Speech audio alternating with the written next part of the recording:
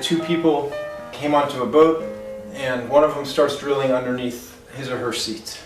The teaching is the teaching of Rabbi Shimon Bar Yochai, which is in the Jewish oral tradition and the Midrash.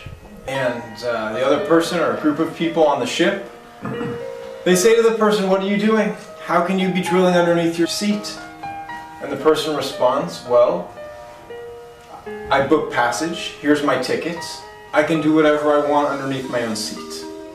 The question is, why was that person drilling underneath their seat?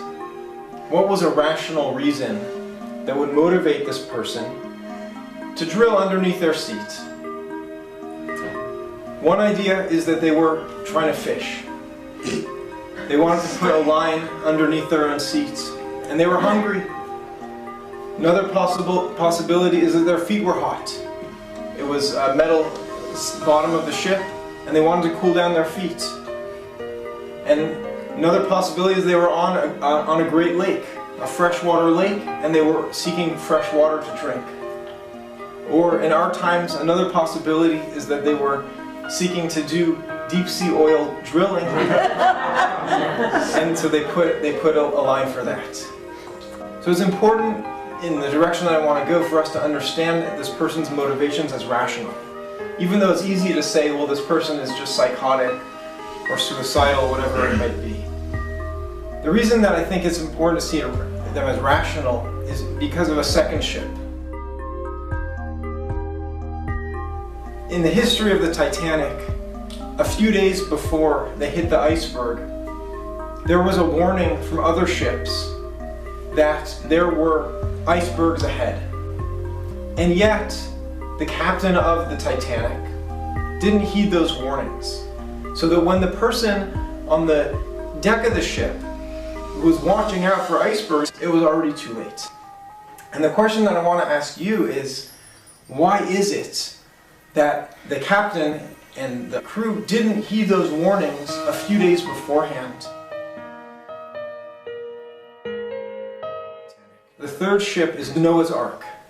According to the oral tradition, the Midrash, when Noah was on the ark, he and his children would take the animal's waste and then bring that to the bottom deck, perhaps to use it as manure when they came out after the flood, perhaps because they didn't want to throw it overboard even despite what was happening outside.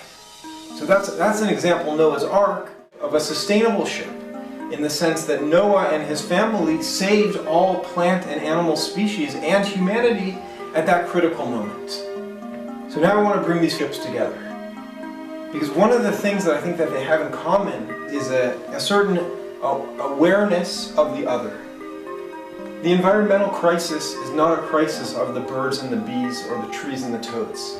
It's not really about the environment. It's about the human being and what we are doing and how we are living, or to put it in more spiritual terms, of how the human being is living as a spiritual being in a physical existence. And so therefore the imbalance within billions of people, 7.3 billion people now, according to many estimates, headed toward 11 billion people by the end of the century. And so this huge number of people in the aggregate is having a tremendous effect.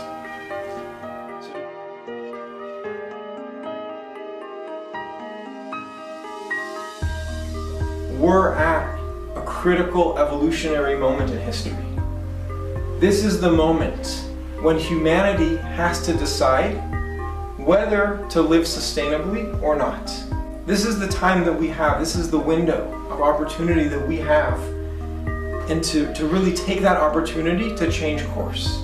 We're a big ship, but we have thousands of years of spiritual and religious traditions that can help us to guide us toward a sustainable path. Toni Morrison teaches that a young child goes to an elder, and this young boy has a bird in his hand, and he says to this elder woman, "I want you to tell me whether the bird in my hands is alive or dead."